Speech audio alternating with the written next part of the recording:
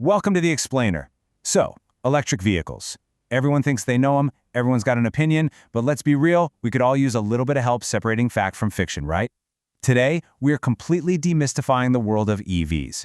We're going to break down all that clunky technical jargon, explore the actual day-to-day realities of charging and range, and objectively look at the environmental data and those incredibly common myths.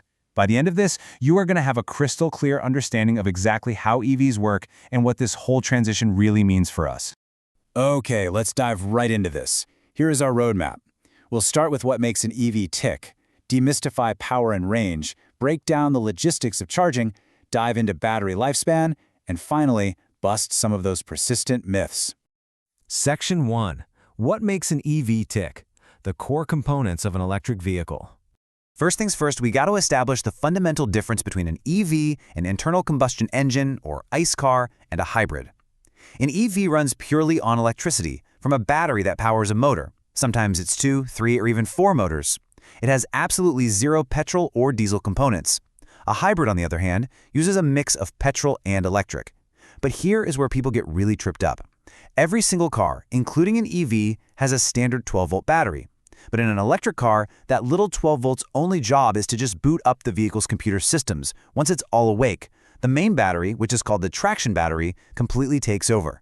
This thing is a massive power source, usually packaged nice and low along the floor of the car, and it is entirely responsible for actually driving the wheels. Moving right along to Section 2. Demystifying power and range. Let's translate some of this terminology. All right, if we're really going to understand EVs, we absolutely have to nail down the difference between a kilowatt and a kilowatt hour. A kilowatt, or kW, is simply a measure of power, specifically how much power the electric motor is putting out. A kilowatt hour, or kWh, well, that's a measure of energy. It's your battery's total capacity. To make this super simple, just imagine an EV with a tiny 1 kilowatt motor, which is, about 1.3 horsepower. If that car had a 50 kilowatt-hour battery pack, the energy inside that battery is enough to run that tiny 1 kilowatt motor for exactly 50 straight hours. It's just power versus capacity. Now, what's really interesting about this is how perfectly these new EV metrics map onto the old petrol ones we already know and love. Your battery capacity in kilowatt hours, that is literally just the size of your gas tank. And kilowatts, that's just horsepower. In fact, all cars can be measured in kilowatts. Over in Australia, they do this all the time. A traditional petrol Ford Mustang GT has a V8 engine pushing out 444 horsepower, which is exactly the equivalent of 331 kilowatts. So see, this isn't some alien terminology at all. It's just a different unit of measurement. So you might be wondering, how do we measure fuel efficiency if we aren't using, well, fuel? Instead of miles per gallon, EVs use miles per kilowatt hour. If your dashboard says you're getting 3 miles per kilowatt hour, it means you can travel 3 miles for every single unit of energy stored in your battery. Multiply that by your 50 kilowatt-hour battery capacity, and boom, you've got a 150-mile real-time range. Just keep in mind, this efficiency is highly dynamic. It changes based on how aggressively you drive, and external factors too. Like extreme winter cold can easily drop a car's 250-mile summer range down to around 220 miles. Section 3. The logistics of charging. Let's cover speeds, methods, and best practices. There are 3 main ways you're going to charge a typical 50 kilowatt-hour battery. You've got AC domestic charging at home and DC rapid charging out in the wild. The slowest possible method is a standard 3-pin wall plug, charging at 3.6 kilowatts. Honestly, that takes almost 14 hours from completely empty. A dedicated 7 kilowatt home wall box cuts that time right in half, taking about 7 hours. And finally, you have the 100 kilowatt public rapid chargers, which are a totally different beast. Because they push direct current, they can blast your car from 20% to 80% in just 26 minutes. But looking at the breakdown, that 7 kilowatt wall box is definitely the most practical choice for effortless overnight charging at home. Now, you might have caught that I specifically said 20% to 80% for that rapid charger. That brings us to the 80% rule. Public rapid chargers slow down drastically the second they hit that 80% mark. Why? Well, picture a regular water bottle. When it's empty, you can crank the tap on full blast and fill it up super fast. But as the water gets right to the very top, you have to slow the tap down to a tiny trickle, otherwise it's going to overflow everywhere. Electric car batteries work exactly the same way. The car's internal battery management system intentionally restricts the charge rate near the top, just to protect the battery from overcharging. So, the crucial point is that smart EV driving requires a bit of a mindset shift. You don't always fill the tank from 0 to 100% like you would in a petrol car. If you're on a long road trip, you just stop and top up for, say, 10 minutes to get the precise amount of juice you need to hit your destination. And when you're at home, the strategy is all about plugging in overnight. Lots of electricity providers now offer EV-specific night tariffs for as low as 7 pence per kilowatt hour. At that incredible rate, fully charging a 50 kilowatt-hour battery costs literally £3.50, unlocking around 250 miles of range. It is ridiculously cost-effective if you play it smart. Section 4. Battery lifespan and the environment. Let's look at the long-term realities. The absolute secret to understanding battery health is something called cycle life. A cycle is one complete 100% charge and discharge. So if you run your battery from 100% all the way down to 0 and charge it right back up, that is one full cycle.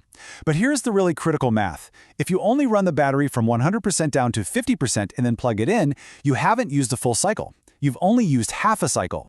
Check out this striking contrast, 52 versus 73. Based on an average driving distance of about 18 miles a day in the UK, an EV driver might only complete roughly one full battery cycle per week.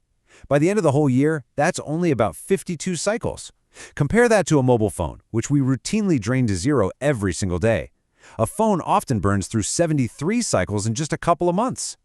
On top of that, EV batteries have serious thermal management systems, like fans and heat pumps, that protect them from extreme weather. Plus built-in software buffers so they never actually hit true 0. That right there proves exactly why EV batteries degrade so much slower than the smartphone in your pocket. When we look objectively at the environmental facts, a really clear picture starts to emerge. Now, it is totally true that manufacturing an EV and its battery creates emissions up front. But a recent Volvo study compared an electric SUV against its exact petrol equivalent.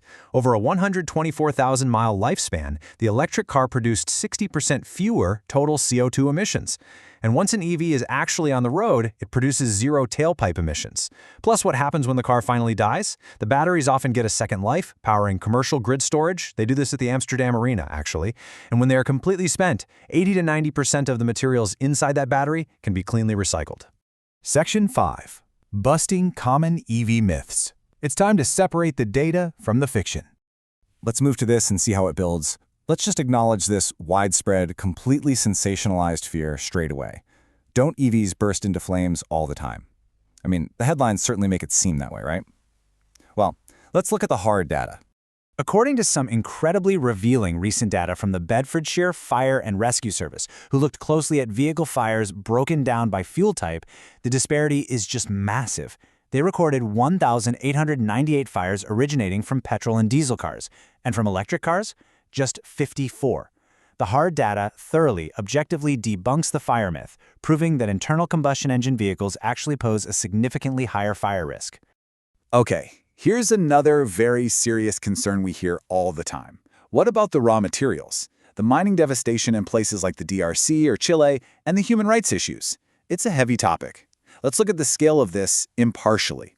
Using data from the U.S. Geological Survey, we can really contextualize the sheer scale of global resource extraction.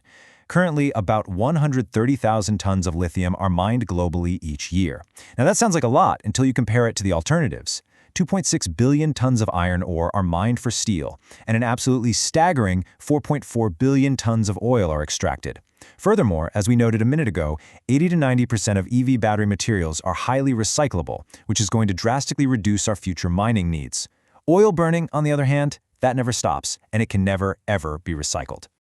All right, to clear up any lingering practical misconceptions, let's just fire through these final facts. Are EVs completely silent and dangerous? Nope, they are legally mandated to emit a 54 decibel noise at low speeds to warn pedestrians. Yes, you can absolutely take them through a car wash. The charging ports are completely weather-sealed. The whole idea that heavy EVs are causing all the potholes? Currently an unproven theory with no real scientific backing. And finally, when the 2035 transition hits in places like the UK, you are not going to be forced to scrap your current petrol car. The law simply states you won't be able to buy a brand new one. And this brings us to one crucial final question.